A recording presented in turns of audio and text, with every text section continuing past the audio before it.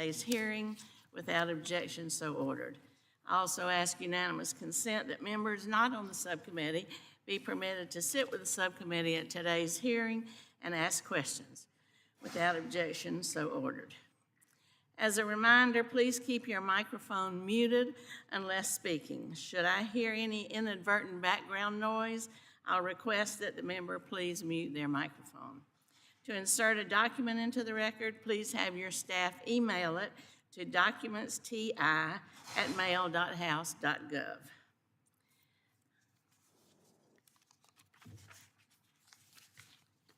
I want to thank our administrator, Ms. Criswell, for joining us today to discuss FEMA's priorities for 2022 and the agency's 2022 through 2026 strategic plan.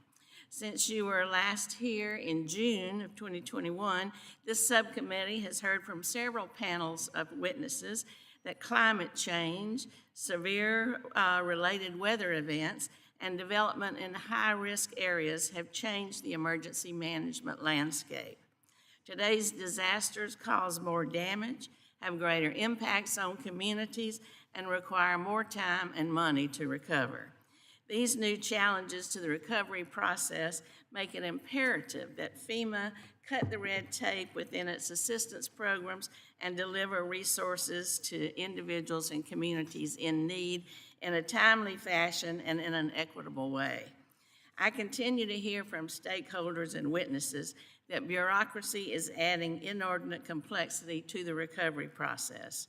As FEMA processes a record number of project worksheets and a multitude of individual assistance applications, it must become a priority to identify common sense ways to simplify these pipelines. Make no mistake, I'm impressed by the work that the men and women of FEMA have done to rise to the challenge time and time again, especially over the past 5 years as the workforce has been stretched to its limits. Now's the time to provide reinforcements so that FEMA can meet its present and future mission. Last month, I introduced bipartisan legislation designed to ensure FEMA has the tools it needs to recruit and retain qualified workers for its cadre of disaster reservists.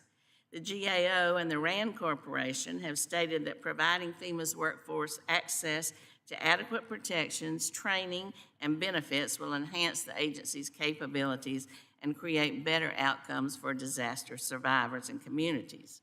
The unprecedented number of emergency and disaster declarations and capacity challenges burdening FEMA today must also inspire us to make proactive investments that will reduce the impact of future disasters and protect our communities. Mitigation is a proven way to save lives and property, and it's cost-effective. I strongly support expanding funding for mitigation projects at the local and individual level. I hope the House will take a positive step today by passing the Bipartisan Resilient America Act, which I was pleased to support with Chairman DeFazio, Ranking Member Graves, and Subcommittee Ranking Member Mr. Webster. This legislation will boost resources for pre-disaster mitigation, including assistance for communities interested in updating their building codes. It will also establish a pilot block grant program so that states interested in assisting residents in the wilderness-urban interface can enhance defensible space around their property or install fire-resistant building materials. Mitigation cannot be effective unless it's fairly distributed across all communities. I'm concerned about stakeholder feedback that FEMA's mitigation assistance programs are only reaching the largest and best resources communities. The complexity of the hazard mitigation application process makes it nearly impossible for small, disadvantaged, and rural communities to successfully access these funds. I appreciate your attention to a letter sent by this subcommittee's leadership, which posed a series of questions regarding FEMA's efforts to streamline the hazard mitigation grants process. And I hope that implementing reforms to make this process more accessible will continue to be a shared priority of the committee and the agency, so we move towards more equitable recovery programs. Administrator, I want to thank you for your work, what you have done to guide FEMA in a positive direction. by acknowledging and addressing the impacts of climate change, prioritizing equity, and investing in mitigation and resilience. We look forward to your testimony and discussing how this committee can work with you to make additional progress in supporting disaster survivors in 2022 and beyond. I'd now like to welcome our, you want me to go ahead and do another statement? Okay. I'd like to now welcome our ranking member, Mr. Webster, for his opening comment. Thank you, Chair Titus. I want to welcome and thank the administrator for coming today. And FEMA has a mission critical to our nation and my home state, Florida. And you, Administrator Criswell, despite being in the Department of Homeland Security, are the principal advisor to the President when it comes to disasters. A congressional review of the response of Hurricane Trina indicated how critical it is for the lead emergency manager, not the Secretary of Homeland Security, to advise the President. And that experience and knowledge is needed even more today. In recent years, we have seen the number of and cost of disasters increase from hurricanes, floodings, ice storms, tornadoes, floods, other things, wildfires. Unfortunately, we all must work towards solutions that will lower costs, save lives, and through mitigation and preparation. But we also need to look to how declared disasters can be closed out faster so FEMA, state, local resources can focus more quickly on preparing for the next disaster.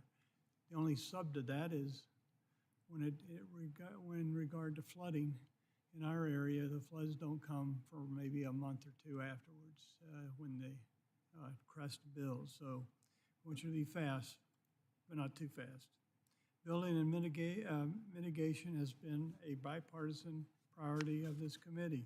Studies have proven that every dollar spent, invested upfront, can avoid $4 to $11 in disaster damages. While the committee has passed legislation that supports this goal, it does not help if the funding does not get out the door in a timely manner. While I appreciate the importance of the many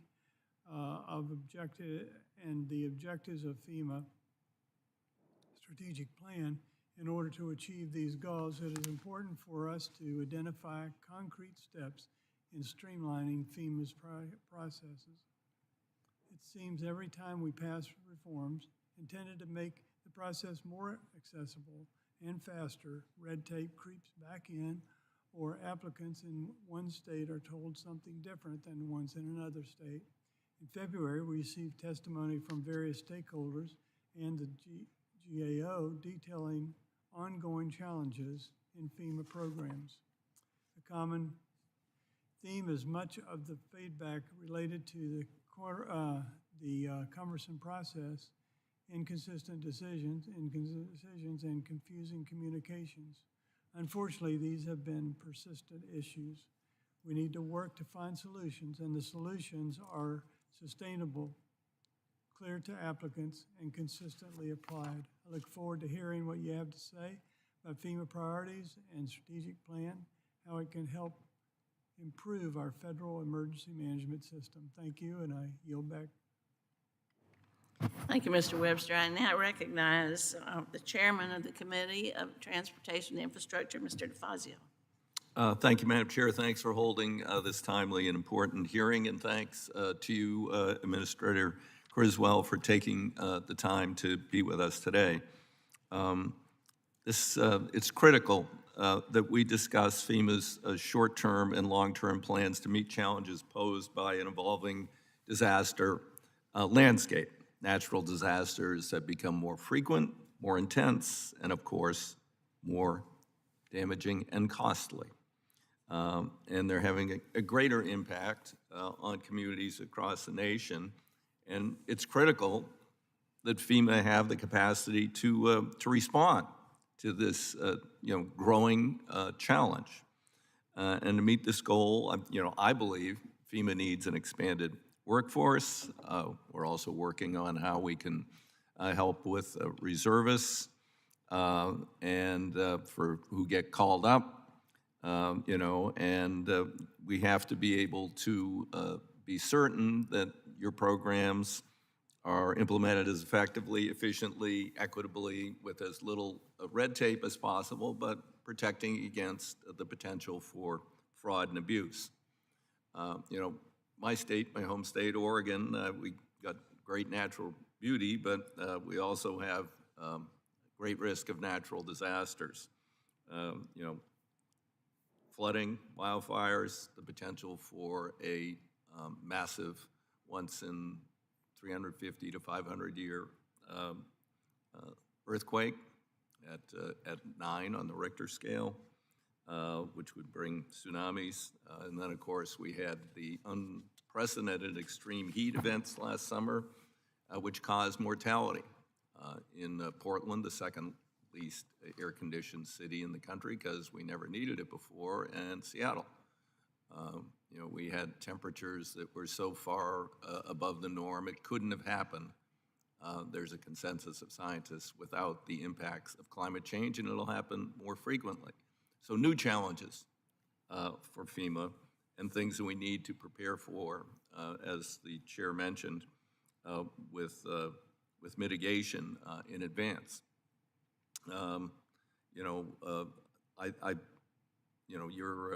You've been stretched, and I think the whole committee recognizes this.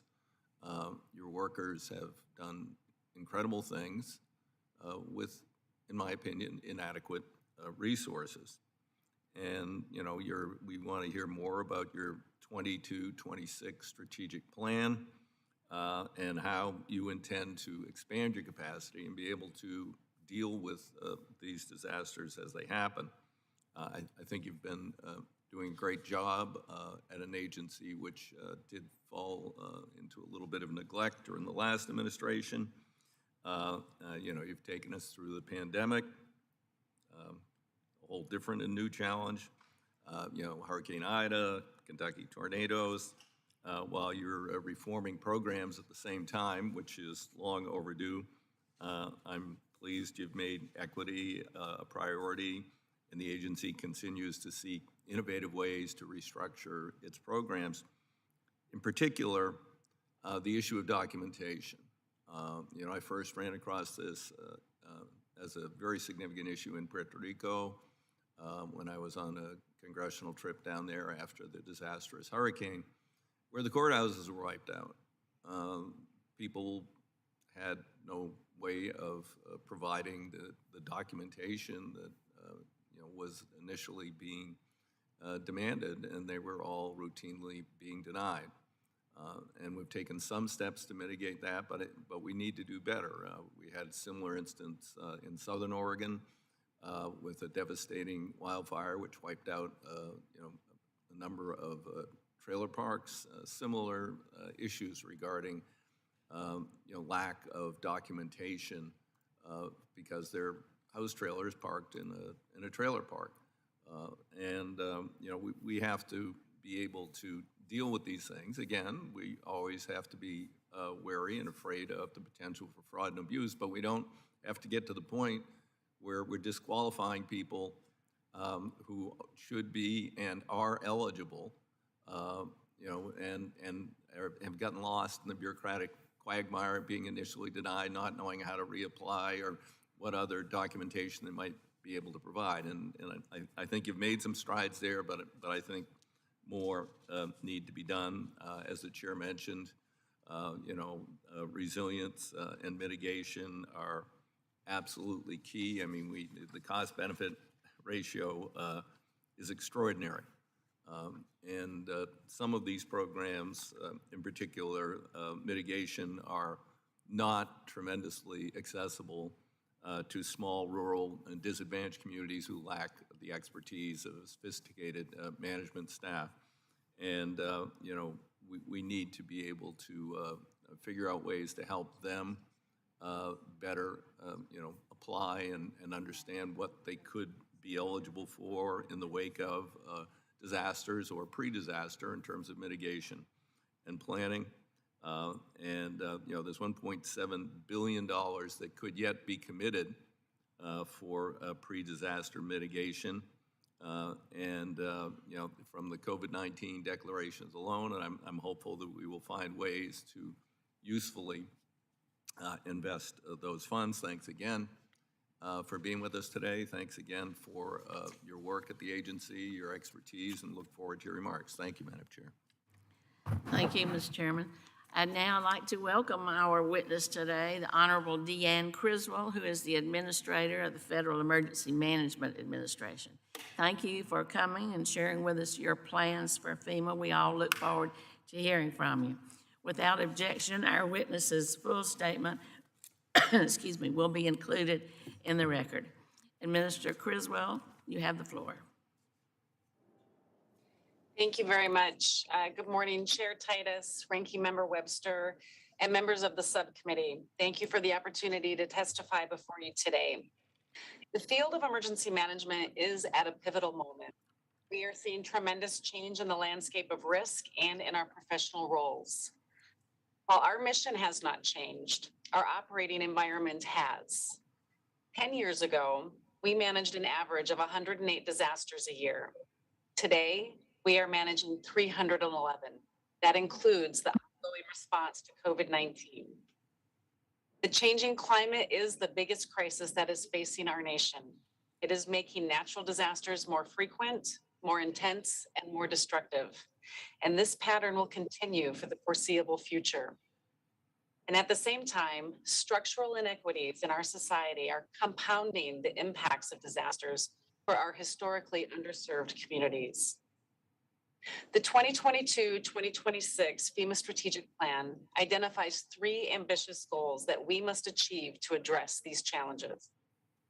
First, we must instill equity as the foundation of emergency management.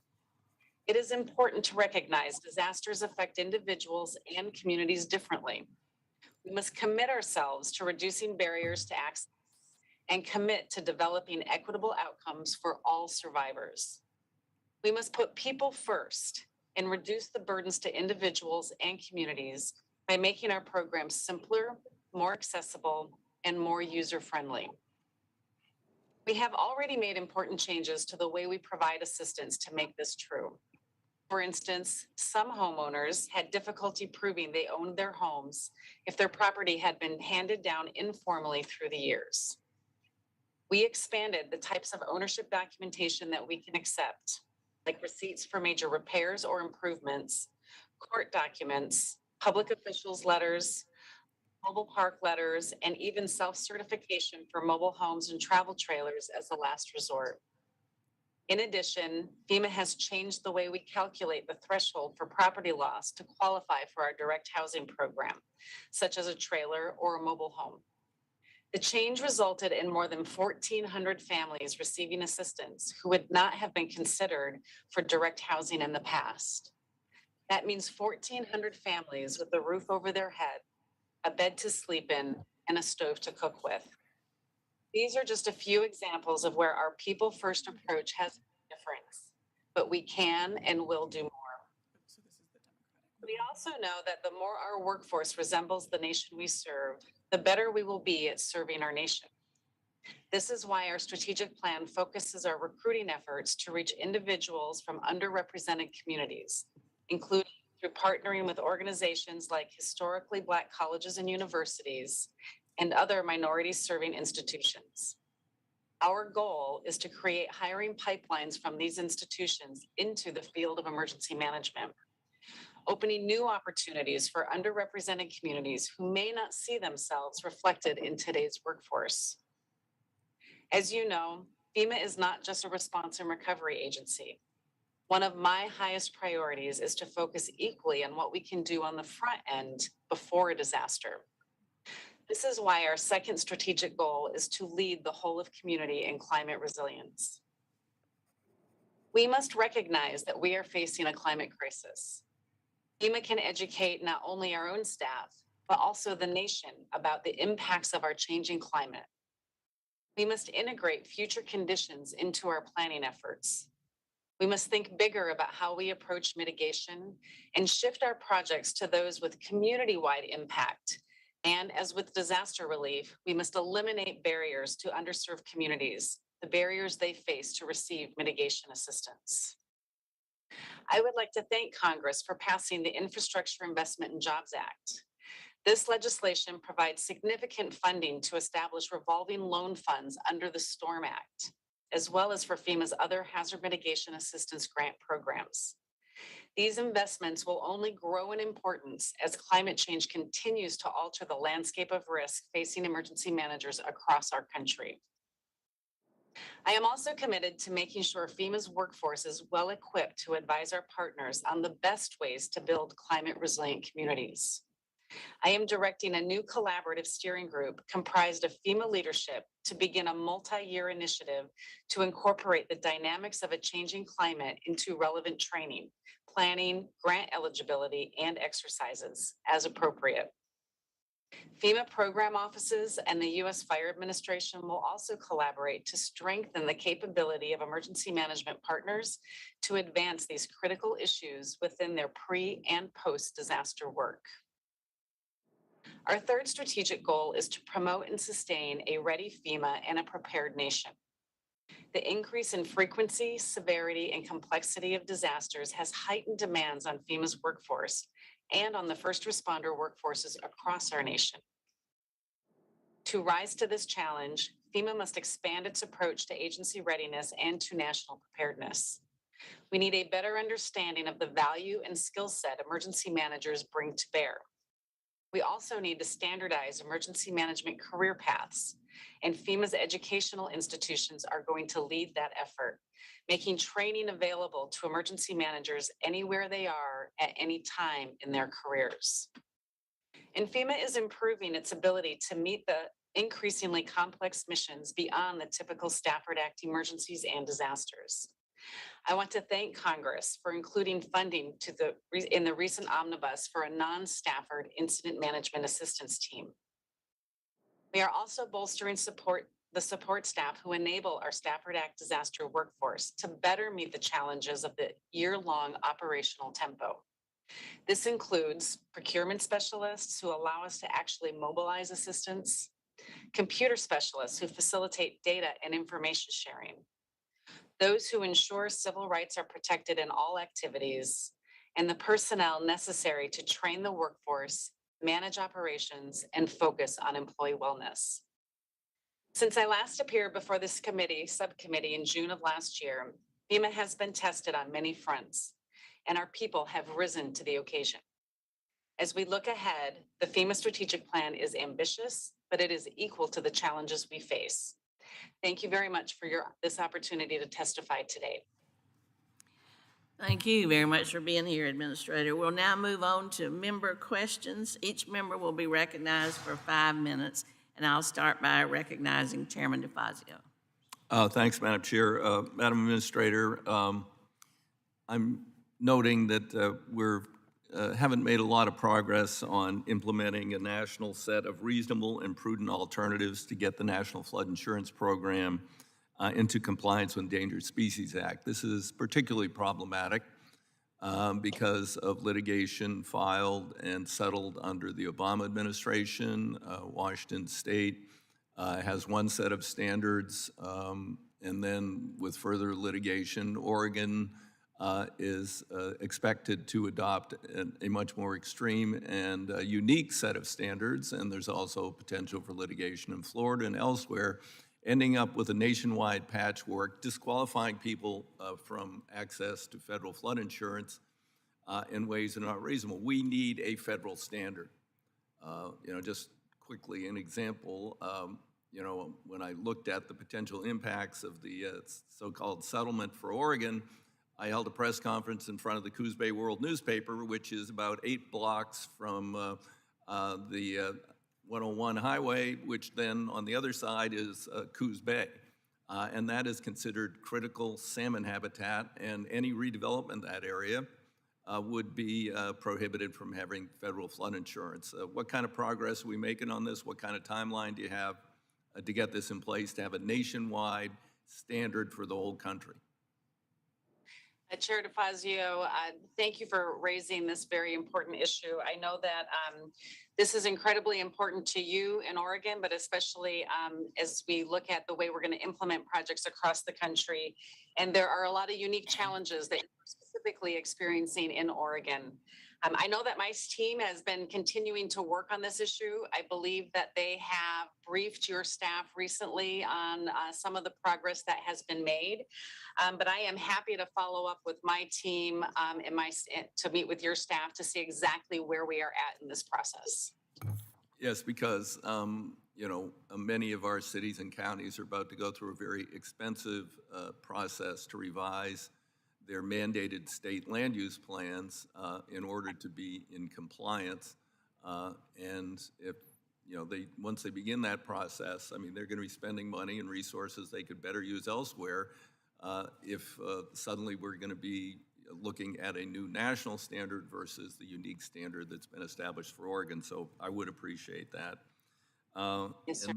And then the other question is, and this may be something that the committee needs to address in conjunction with you, but the current post-disaster assistance model requires survivors to file applications with multiple agencies, and then if you've filed over here and you get assistance there, and then you file over here, you're disqualified, and then sometimes over here they want the money back, and over here you could have.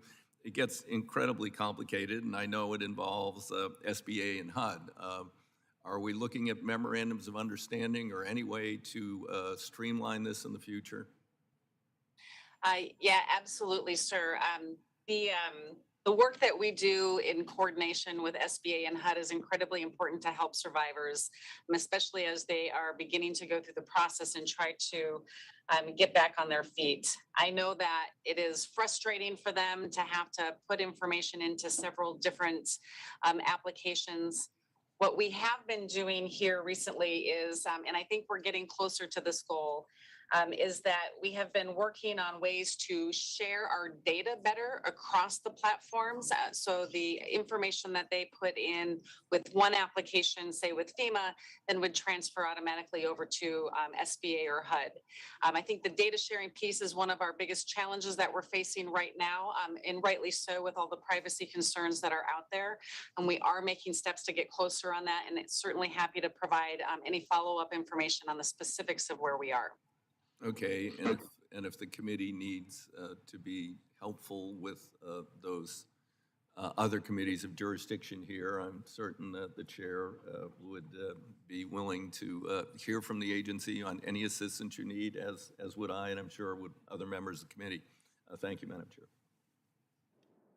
Thank you.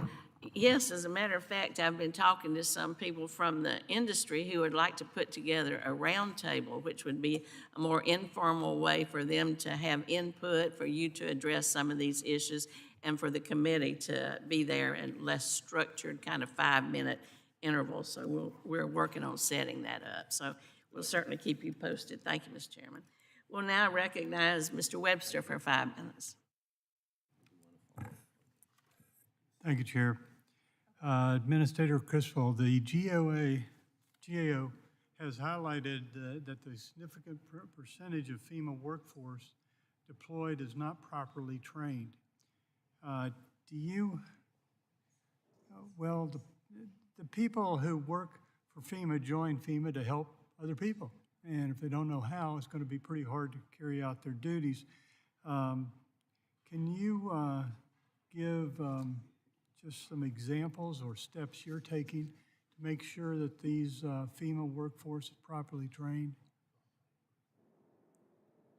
Yes, absolutely, Ranking Member. The GAO report came out with 3 recommendations, and we concurred with all 3 of those recommendations. The workforce, again, it was one of my priorities as I was going through the confirmation process, and it has been embedded into our strategic plan going forward. The women and the men that work here at FEMA, they are some of the best in the business, and you are right. You know, they are passionate about what they do because they do get to help people before, during, and after disasters. We have taken steps in regards to the 3 recommendations. In fact, I think we closed out the first 2, or have asked to close out the first 2 recommendations in that GAO report. Specifically to the one regarding the training, we have implemented new ways to encourage our reservist workforce to accomplish the training during their off-duty hours, in addition to the times when they are deployed. And we've also implemented a new reservist, let me look up here, the Reservist Performance Management Directive, so we can help track the level of training and the level of performance that our reservists are accomplishing on their disasters, to better identify any gaps and areas that we still need to improve, and things that we may need to put in place to continue to help our employees get the level of training that they need to perform their jobs. So do you have also trouble finding people to join up with the workforce?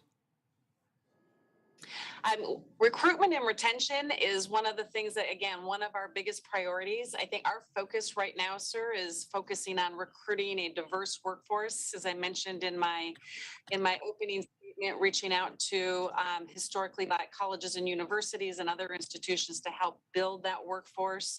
I think as we go through, and I would like to thank Congress, specifically Chair Titus and Congressman Katko, for introducing legislation that mirrors what the Senate has put forth that would give FEMA reservists USERRA protections. I think having that type of protection going forward is going to be transformational in how we can recruit our workforce and really build the level of expertise to meet these challenges. So consistency and coordination across federal disaster assistance programs has been an ongoing issue. Some stakeholders have proposed a universal application for all disaster programs. What are your thoughts on that kind of solution, so that if you ask one state and another state, it would be the same advice, same procedure, same stepping stone? Yeah, again, sir, I think absolutely, if we can find ways to help create more of a single type of application, it's only going to make it easier for individuals to access the assistance that is available to them during disasters.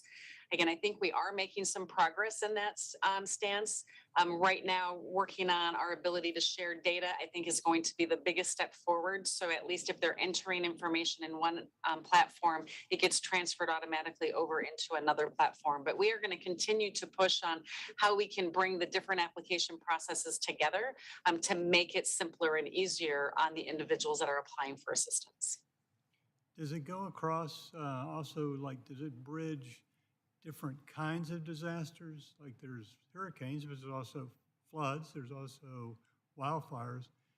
Is there some commonality there also? I think if I'm understanding your question correctly, if an individual experiences a type of disaster, and we're talking about individuals, then as they go into FEMA system to apply for assistance, it doesn't matter what type of disaster they are trying to recover from. The same information is out there, and then again, working with HUD and SBA to try to share that data better so they can more easily transition through their recovery programs as well. Thank you so much. I yield back, Chair. Thank you, Mr. Webster. I so appreciate you, Administrator, for mentioning our bill, Mr. Katko's and my bill about creating this reserve force. We're really pushing hard to get that through, and I think it will make a difference. I'll follow up on a question by the chairman about the patchwork for floods. You know, there are 10 different regions, and we always hear that there's inconsistency in the decision-making from one region to another. It's not just about flood insurance. I wonder if you are planning to have some strict guidance so people who are working in one area on these issues will know the expectations and they'll be the same as those working on another. And that also helps with the equity issue that we think is so important. Can you discuss how you're moving towards perhaps greater consistency within the agency? Absolutely, Chair Titus. I think I have heard that same thing. I have been to many different states during disaster response this year, last year, but also to follow up on some of the recovery operations that are happening around the country from previous years. And I have heard the same thing many times about needing consistency in how we do things. I think it needs to be a balance. Where I'm focused, I think consistency is incredibly important, but I also don't want to lose the flexibility to be able to recognize that every state, every jurisdiction is going to experience disasters differently. And we want to be able to deliver our services equitably without being restricted to a one size fits all approach. And so as we work to try to find that balance, I'm going to keep both of those in the front of my mind as priorities of making sure we're interpreting policy consistently, but also having enough room for flexibility that we recognize every community experiences a disaster differently and has different needs. Well, I appreciate that. We know Las Vegas is not like any other place, so we want to keep some flexibility, but having that consistency, I think, is important. Going back to the equity question, we often see that people who have fewer resources, it's harder for them to apply or know where to go or how to get the assistance. Same thing for communities. Some small communities don't have a planner. They don't have the money to put into a grant writer, so they are less likely to get assistance. Can you talk about how you want to make that a more just and equitable system when you have those differences in resources? Yeah, I can talk about that, Chair Ditas, on two respects, right? So first, on the individual side, we did make a lot of changes to our internal policies last year going into hurricane season to better allow individuals that are having trouble navigating our system to be more eligible for assistance. And so we made changes to, again, the way we accept documentation, which resulted in 42,000 homeowners being eligible for disaster assistance from us that we would have previously denied in the past. I think making these simple policy changes that we did last year made a tremendous difference. And we're looking at any other long-term legislative or regulatory changes that we may also need to do going forward to continue to build on that equity within the delivery of our individual assistance programs. On the second part of your question, when we talk about delivery of our grants and our other programs to communities, specifically, I think about our BRIC program, the Building Resilient Infrastructures and Communities program. And I think I heard in some of the opening comments about the difficulty in communities to apply for even our grants because of the requirements and the bureaucracy that come with that. And so what we did was we are offering with that program directed technical assistance that's really designed to reach out to these smaller, more rural communities that don't necessarily have the capacity. If a jurisdiction can hire a consultant to apply, then they don't need our technical assistance. It's those communities that we know need our assistance the most, but have the hardest time applying for our assistance.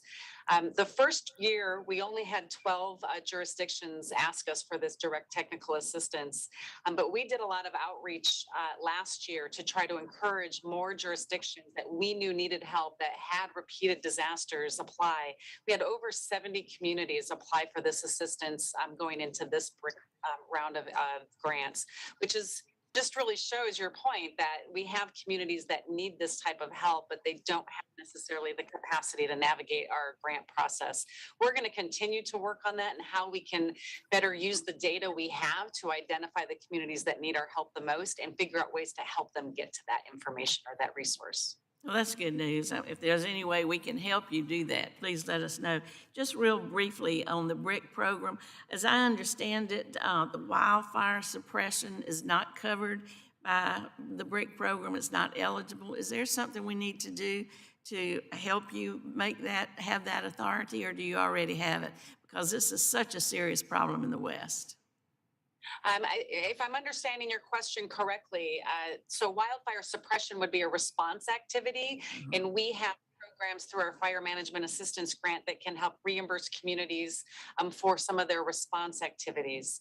When we talk about BRIC, it's for mitigation, and it is eligible. Fire mitigation is an eligible program under BRIC, but there are some distinctions between whether that's mitigation on state and local lands versus federal lands, and it would not be eligible for federal lands, only for state and local lands.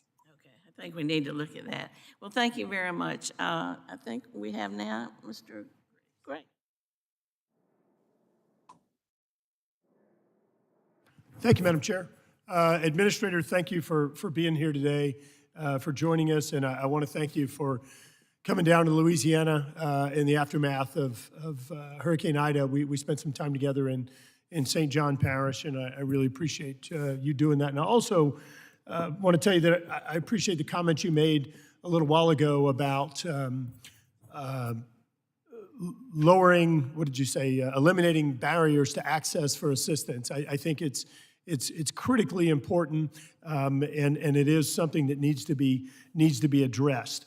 I've got some concerns that I want to discuss with you, though, related to Risk Rating 2.0. So I listened to you talk about underserved communities, marginalized communities, and under Risk Rating 2.0 that I want to make note, these massive changes did not go through Congress. They did not explicitly go through Congress. This dates back to the Obama administration who shelved it, the Trump administration shelved it, and now the Biden administration has chosen to move forward. One example, we had a house in LaRose, Louisiana. Preferred risk, $572 a year was their rate.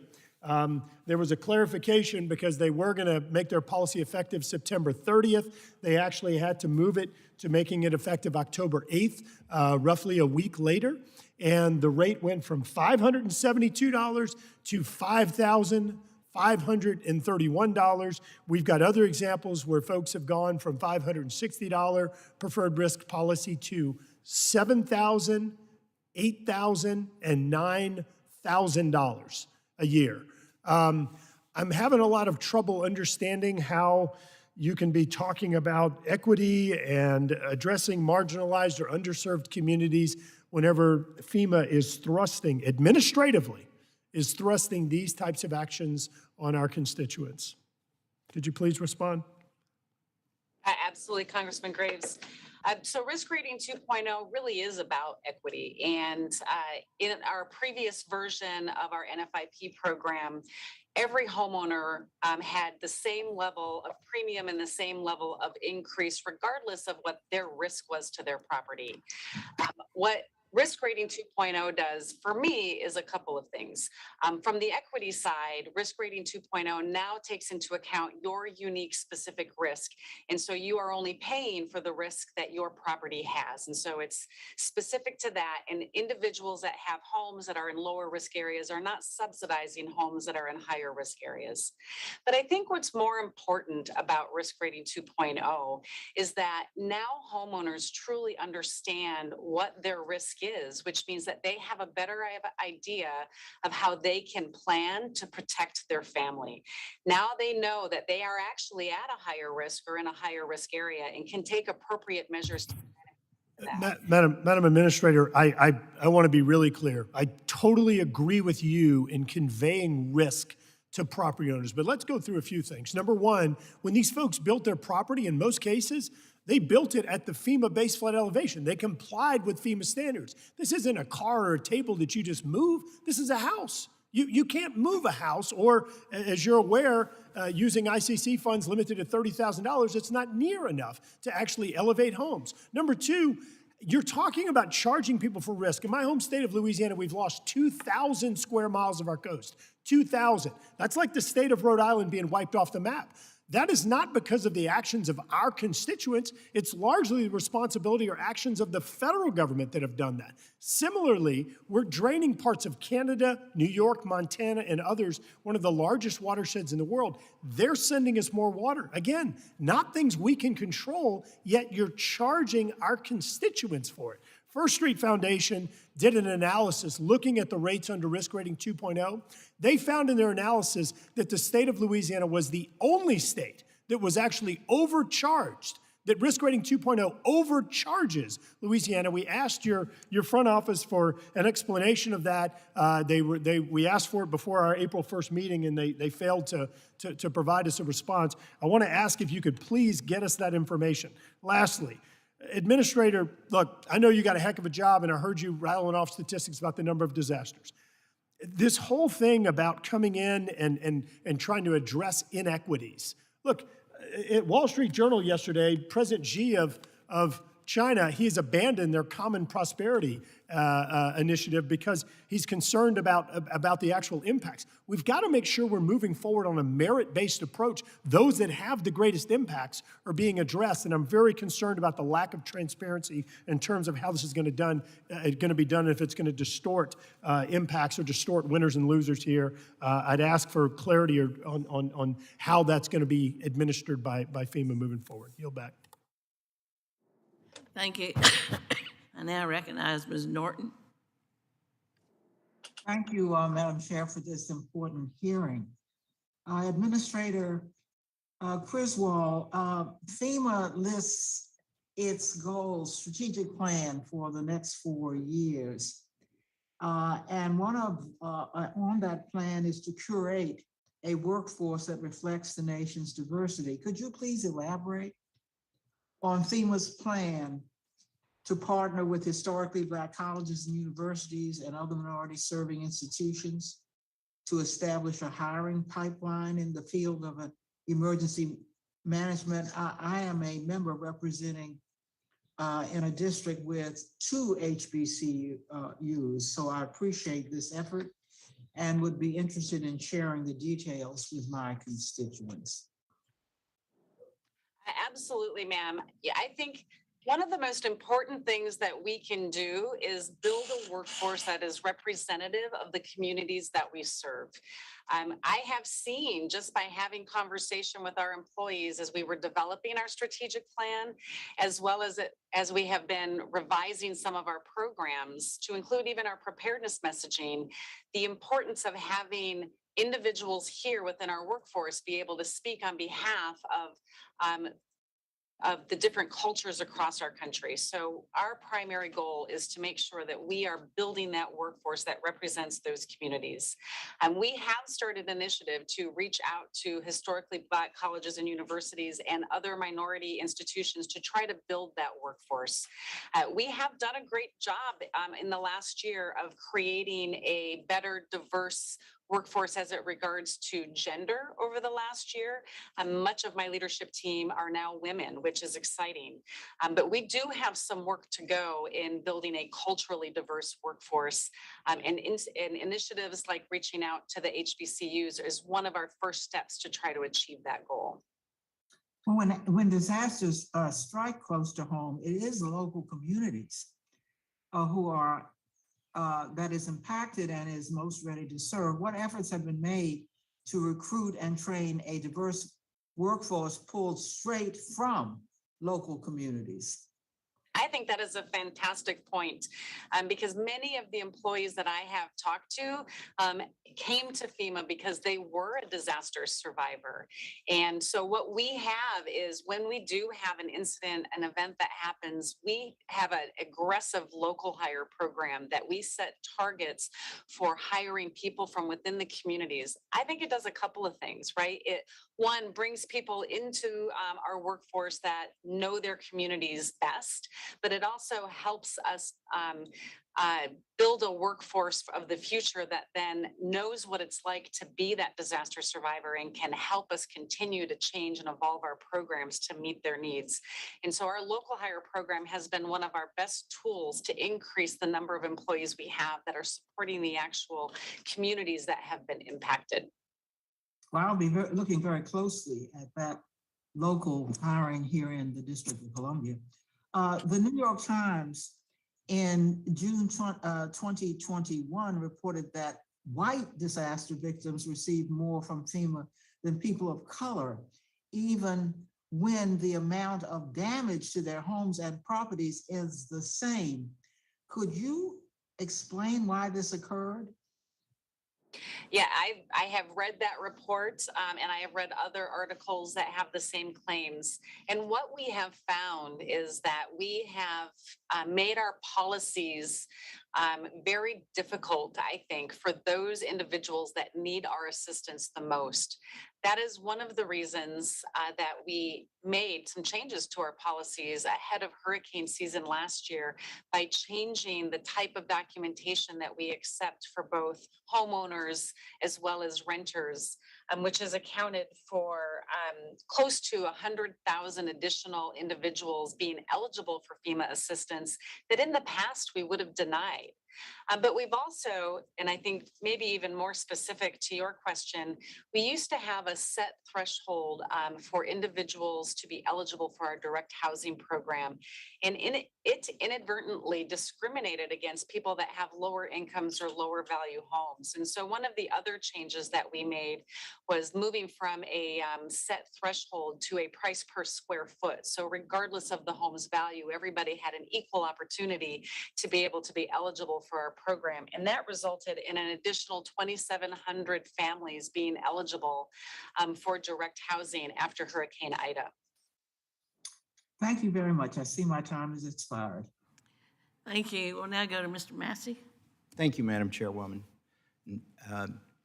In 2011 and 2012, I was a county executive in a rural county, and we had been struck by flooding before I came into office and when I came into office. And when I came into office, we were still trying to get the disaster relief from the previous event from before I was elected to that office. And then when we had an event, it was understood that help from FEMA would be months, if not years away in this process.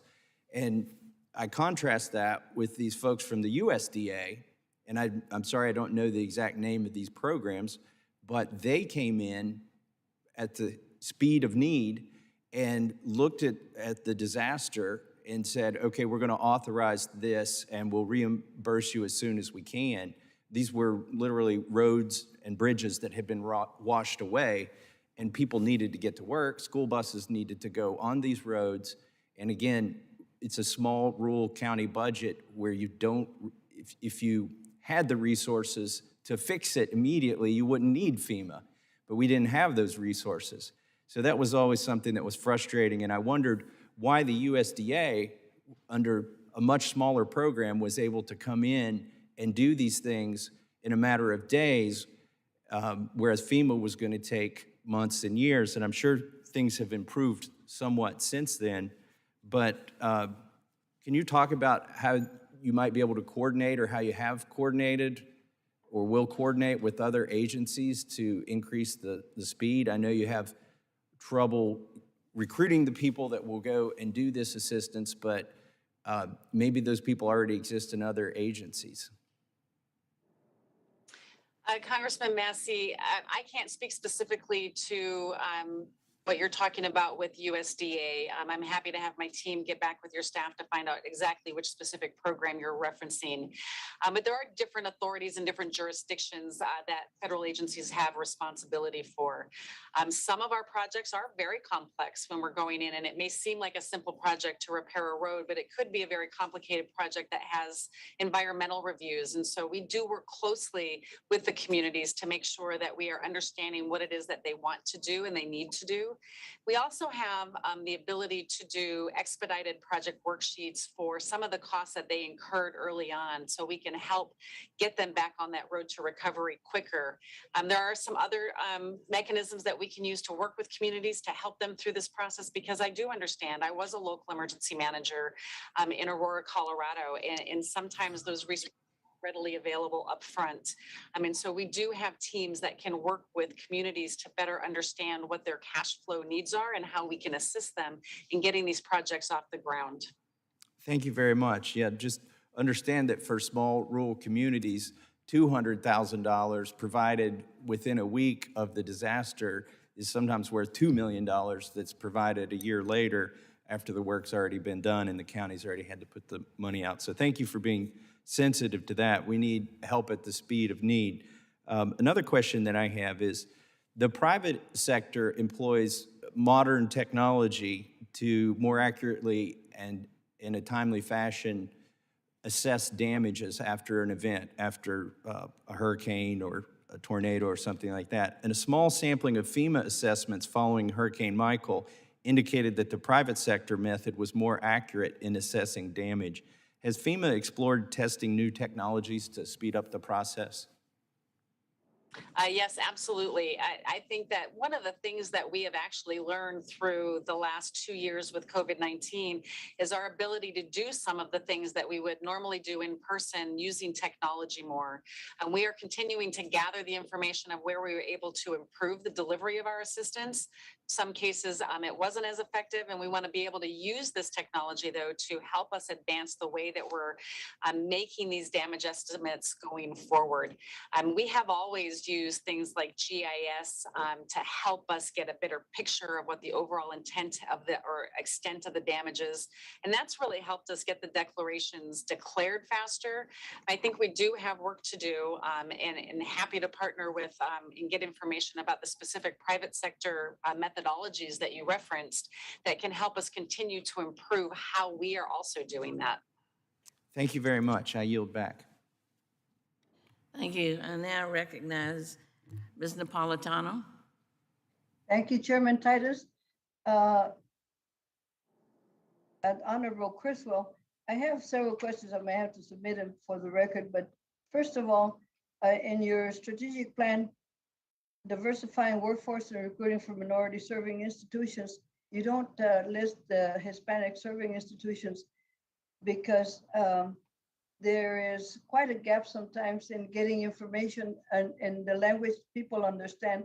And as was said before, sometimes they are not able to navigate the whole process. I'm concerned also that the GAO report on high turnover and staff declining employment due to burnout. And what mental health services does FEMA provide to its member workforce who are responding to repeated climate disasters? There has been an effort to recruit in the communities that are experiencing repeated disasters, such as community colleges, local technical schools. And that's number one question. Number two, the second goal of FEMA strategic plans to make communities more climate resilient. What recommendations does FEMA have for communities facing greater intensity of natural disasters? What agency do you work with to be able to provide information also in coordinating, sharing information such as SBA and other agencies? And what recommendation do you have for policy changes that this committee might take into consideration? And I understand one of my communities had flood damage from the mud runoff from the mountain after the fire, yet they didn't qualify because they have to be declared a federal disaster. Is there something they can apply for within federal government? Congresswoman Napolitano, on the workforce side of things, thank you for bringing up the observation regarding Hispanic institutions. We are working across all of the different minority serving institutions as well as part of our recruitment campaign to try to reach out to this next generation of emergency managers. I think that we have many different aspects that we're trying to engage in order to build that diverse workforce. And one of the things that I think is really important that we are doing is through our FEMA employee resource groups. And we have 10 different employee resource groups that represent a variety of different cultures across our agency. And they have been great advocates in helping us in our recruitment efforts to try to. I have a little time left, so I want to be sure that I focus in on whether, like in California for the fire, are you recruiting California institutions and which ones, so I can work with them to make sure that information about recruitment is in their hands? I would be happy to have my team follow up with your staff on the specific institutions that we have been working with, so you can help us in that recruitment effort. And thank you very much for that. On the climate resilience side, and I'm sorry, could you repeat the question, the second question that you had? What recommendations does FEMA have for the communities facing greater frequency? And how are you working with other agencies to share information to make the barriers lower for people who can't navigate or don't navigate the system well? So I think the the amount of funding that we've been able to put in last year to hazard mitigation, close to $5 billion between the BRIC program and our HMGP program, is really going to be instrumental in our ability to reduce the impacts that we're seeing from disasters across the country. Such as what would you focus on? The fires, the floods, the hurricanes? Yeah, I think it depends on each specific community, right? It's eligible for any of those activities. And so, for example, in California received one of the highest rated projects for wildfire mitigation under our BRIC program. They also have funding under our HMGP program that can be used for any of the other types of hazards that they have. And so we're partnering with agencies like NASA and NOAA to help better get data that's specific for jurisdictions to use to understand what their risk is, so they can use that knowledge to build the type of applications to better utilize this funding to have more of a community-wide impact on their specific risk. Okay, pardon me, but what about the mental health process delivered to your employees? An incredibly important topic. The mental health and well-being of our workforce has been one of my primary considerations. We just came off of responding to 2 years of COVID-19, along with many other disasters. And my team, they are strained, right? They've been doing some hard work and helping people during their worst times. And so we are always very concerned about their mental health and well-being. We have put some programs in place here, and we have resources that are available. And one of the things that I've gotten the most feedback on from our employees is that we pushed out to everybody's mobile devices the Headspace app, so they could have a resource and a tool that was available to them anytime that they needed it, to just kind of take that mental break. But that's just one of many different things that we have been doing here we have counselors that are here, psychologists that are here to help individuals, and we do webinars to really make sure that we're putting that mental health first and foremost for our employees. Yeah, but sometimes they don't realize they need help. Thank you, Madam Chair. I yield back. Thank you. We'll now recognize Ms. Van Dyne. Thank you very much.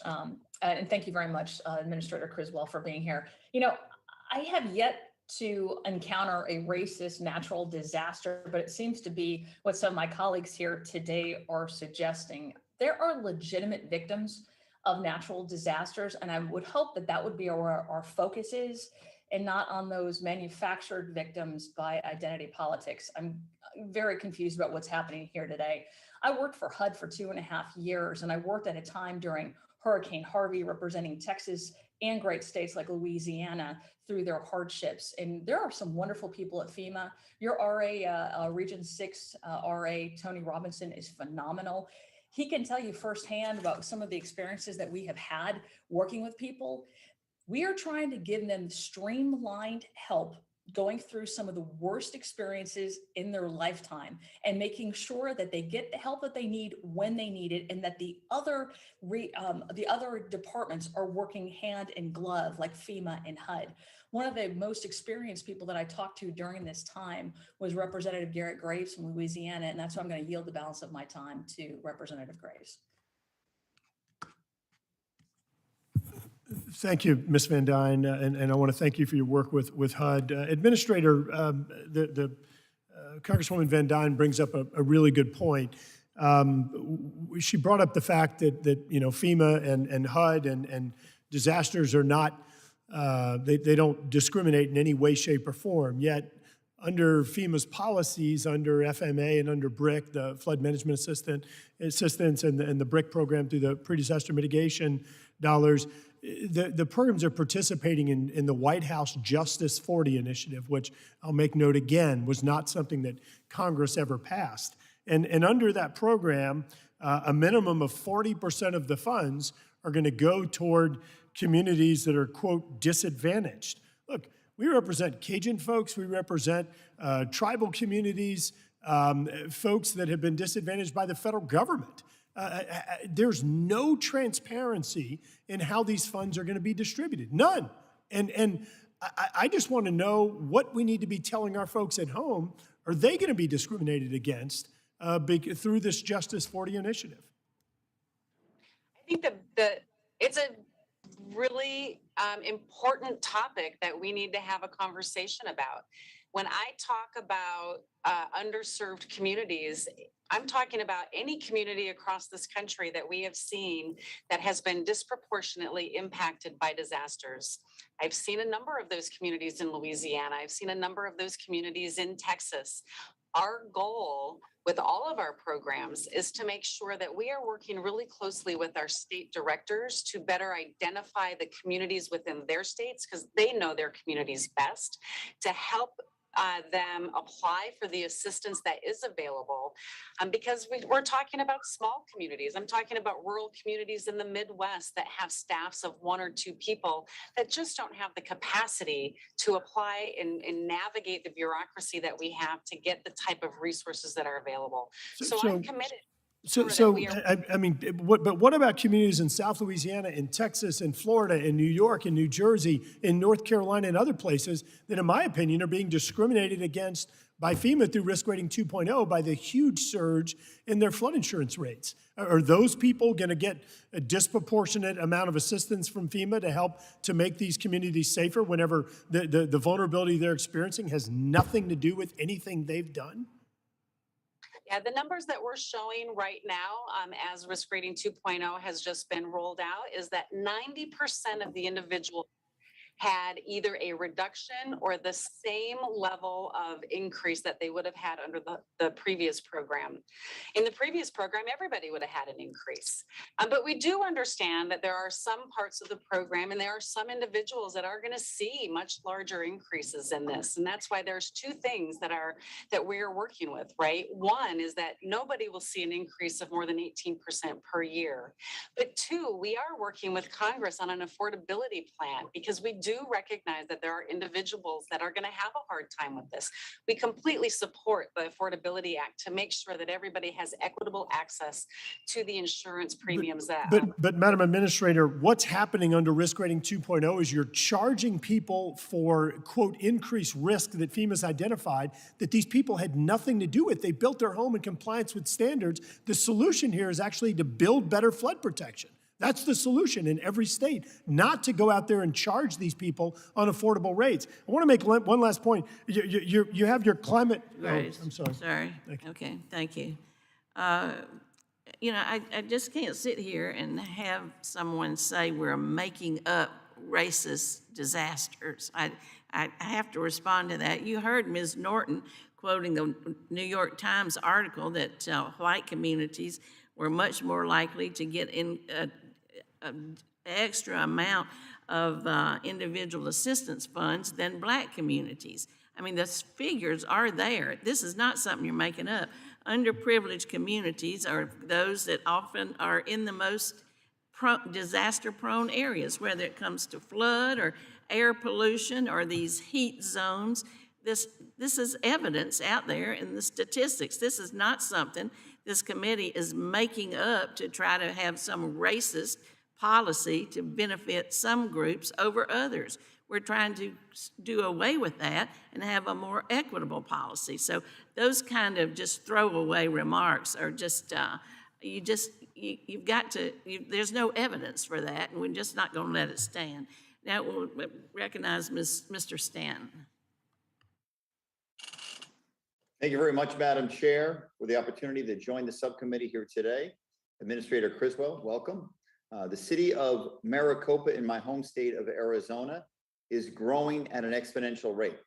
At incorporation in 2003, the city had only 1,500 residents. Today, it has nearly 70,000 and is averaging nearly 150 residential housing permits per month. The city had been working with the Corps of Engineers on a regional flood control solution, but it became too costly and would have required the city to remove 1 mile swath of land from development.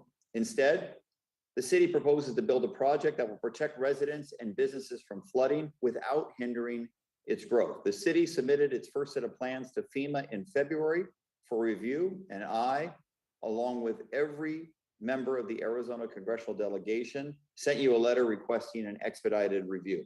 How can FEMA expedite consideration of this important project to ensure that the city is able to get the flood protection it needs?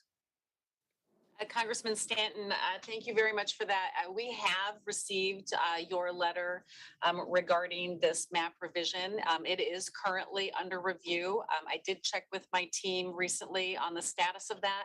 We do expect a response in the next 40 days or so on what the next steps are going to be as we work with the city of Maricopa on what they need to do next. I appreciate that. We are anxiously awaiting that response. This actually is not in my district, but it's important to the entire Maricopa, all of Maricopa County. So myself and all of the Arizona delegation anxiously await your response.